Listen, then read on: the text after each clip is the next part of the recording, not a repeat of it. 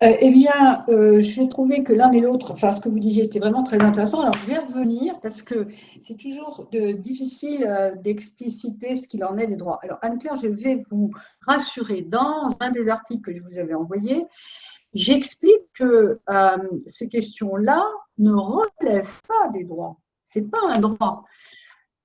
Le droit subjectif, il se définit comme une prérogative positive qui est reconnue à une personne d'exiger quelque chose. Donc, le pendant, c'est l'obligation de.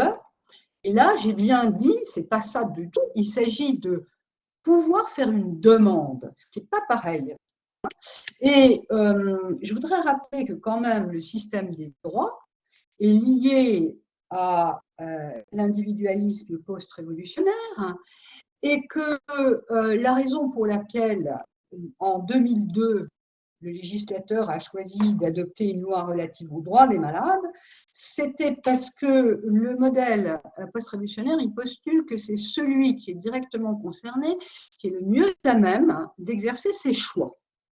Donc, on a quand même derrière un système qui me paraît de qualité, mais je le répète, dans le cas présent, qu'est-ce qu'a fait les dispositions des deux lois n'ont rien à faire, alors là je vais être extrêmement clair, je l'ai toujours été, je le redis, je le répète, n'ont strictement rien à faire dans des énoncés des droits des malades, d'autant plus que maintenant, quand on lit ces textes, parce que c'est mon travail, on a l'impression que la mort est à tous les coins de rue, hein, c'est absolument épouvantable. Il fallait sortir, il faut absolument qu'on ait le courage de sortir ces dispositions relatives à la fin de vie pour dire qu'il y a la possibilité éventuelle, alors on va rediscuter, de faire une demande. Et là, je reviens à ce que vous avez dit là dans votre intervention, que les choses soient claires. Hein. D'abord, il ne s'agit pas de dépénalisation, hein, parce qu'une dépénalisation, ce n'est pas ça. Parce que là, c'est un des gros problèmes de pas mal de parlementaires eux-mêmes, hein, de coller des droits partout et de parler de dépénalisation partout. Qu'est-ce que c'est que la dépénalisation? C'est de décider qu'un comportement punissable cessera de l'être. Exemple, ça a été décidé dans les, je crois c'est en 1975, que un adultère ne serait plus une infraction pénale. Ça, c'est une dépénalisation. Ce qu'on a fait pour, ce qu'on fait pour, par exemple, l'IVG ou d'autres situations, c'est pas du tout ça.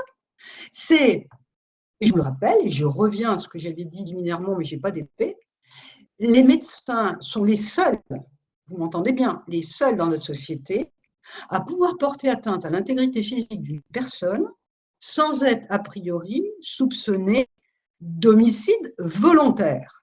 Et c'est tant mieux. Alors pourquoi? Parce qu'on postule que si, tenez-moi, j'ai subi j'ai bénéficié d'une intervention chirurgicale un peu sophistiquée il y a quelques mois, il est évident que compte tenu du contexte, il fallait intervenir dans mon corps comme le font tous les chirurgiens, et que bien entendu, on n'imagine pas une seconde qu'ils font ça pour tuer les gens. Hein. Donc, depuis le 19e siècle, les choses sont extrêmement claires, mais à condition que l'activité soit déployée sur le corps d'une personne dans son intérêt et que ce moyen permette de le soigner. Bon, ça c'était la médecine habituelle. Ensuite, on s'est retrouvé face à toute une série de situations où pour pouvoir soigner quelqu'un, il faut par exemple prendre des organes. Et donc là, on a prévu que dans ce cas-là, le médecin ne serait pas pénalement responsable. Et c'est pour ça qu'il faut voter une loi, parce qu'il n'y a que la loi, article 34 de la Constitution, qui autorise ce genre de comportement. Sinon, là, les malheureux médecins seraient quand même dans de graves difficultés. On l'a fait également pour l'IVG.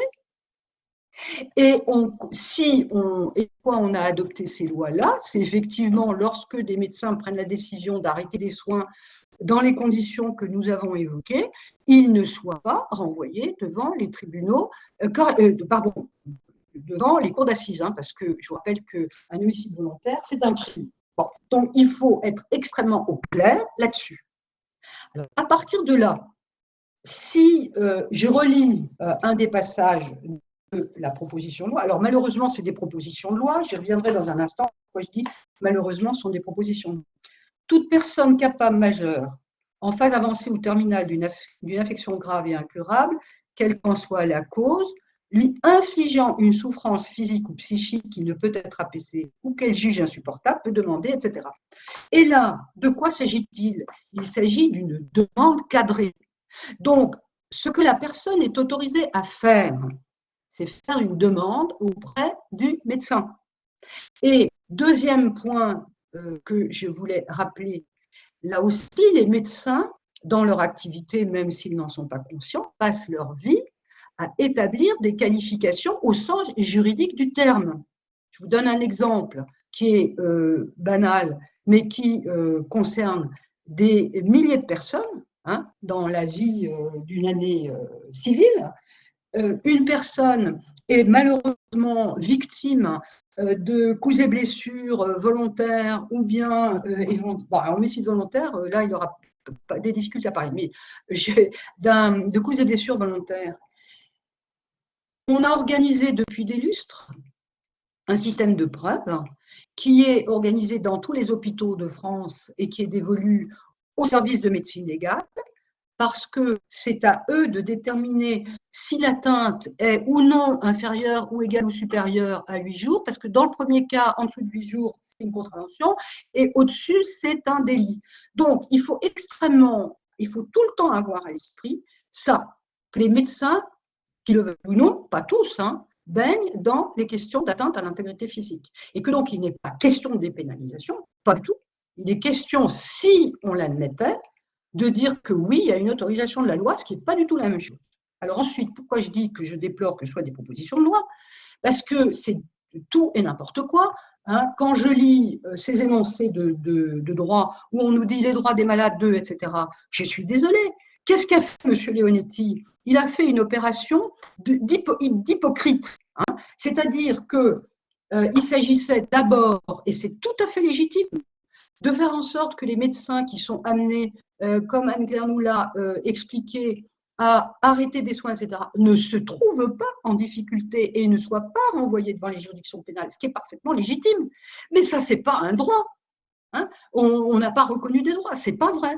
Hein. Donc, tant qu'on restera dans un appareil de règles qui ne peut pas, comment dirais-je, rendre compte de ce dont il s'agit, il faut absolument sortir tout ce qui est la fin de vie et en faire un ensemble cohérent et retravailler ça. Alors maintenant, la question que vous évoquez, c'est effectivement, et c'est ce que j'ai dit tout à l'heure, je le redis, c'est que si on adopte cette disposition, si on la rediscute, effectivement, on donnera la possibilité à une personne de faire la demande qui est hyper cadrée aux conditions, et je rappelle que ce sont les médecins qui font la qualification de la situation. Donc effectivement, ce n'est pas des droits, hein, parce que la personne ne pourra pas exiger.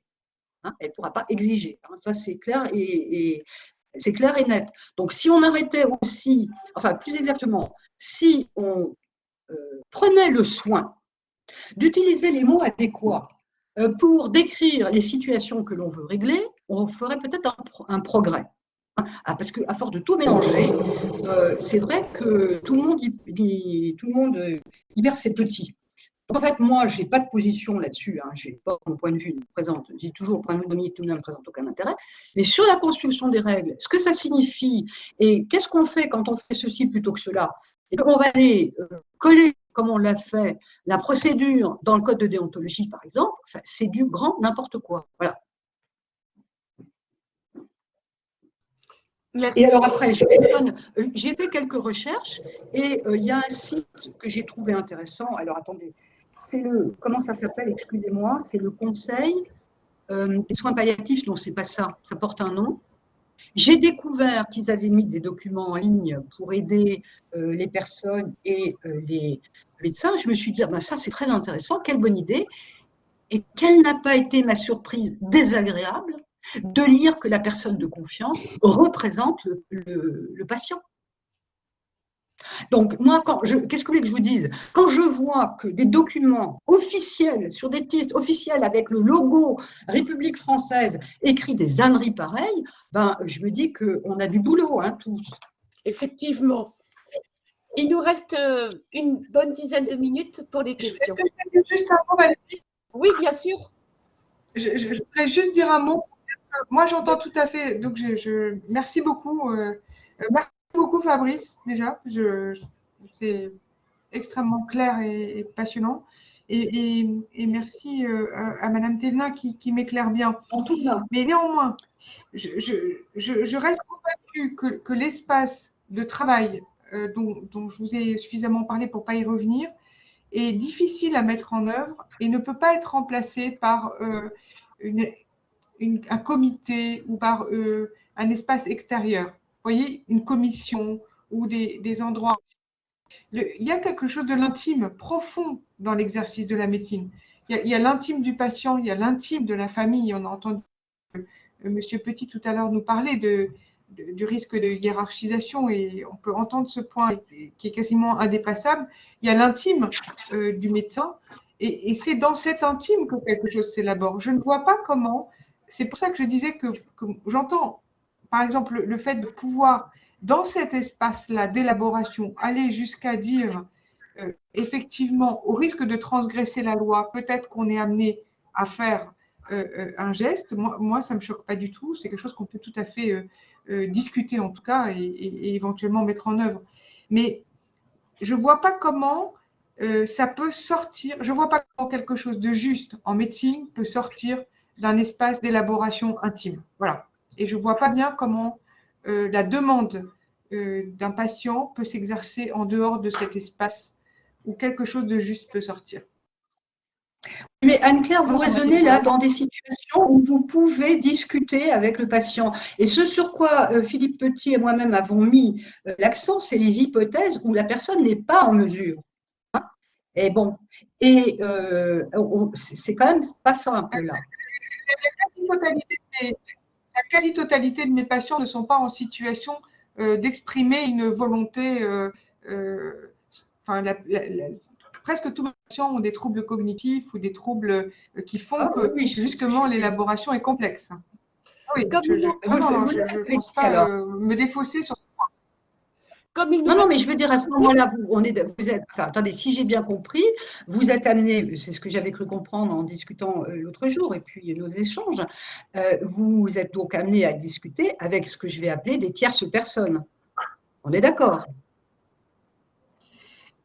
Alors, ce que je disais tout à l'heure, et j'y tiens, c'est que ce n'est pas parce qu'on est handicapé qu'on n'est pas participant. Voilà, même si on ne peut pas élaborer une pensée comme une demande médicale, d'aide médicale à mourir, je pense qu'on peut exprimer beaucoup de choses et cette expression a toute sa place auprès des soignants, auprès des proches. Et il me semble que c'est une expression qui se formule pas comme une demande, mais qui a une place importante et qui nous appelle à la responsabilité et comme soignants et comme proches. Et puis après, effectivement, alors il y a des patients qui sont effectivement conscients et communicants et qui peuvent exprimer des choses comme des demandes extrêmement précises.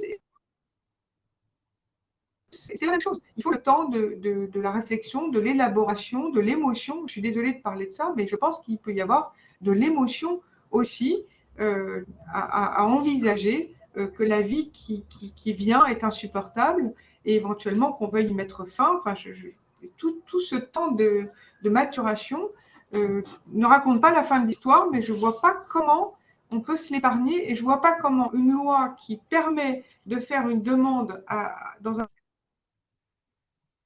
tiers va pouvoir apporter une réponse.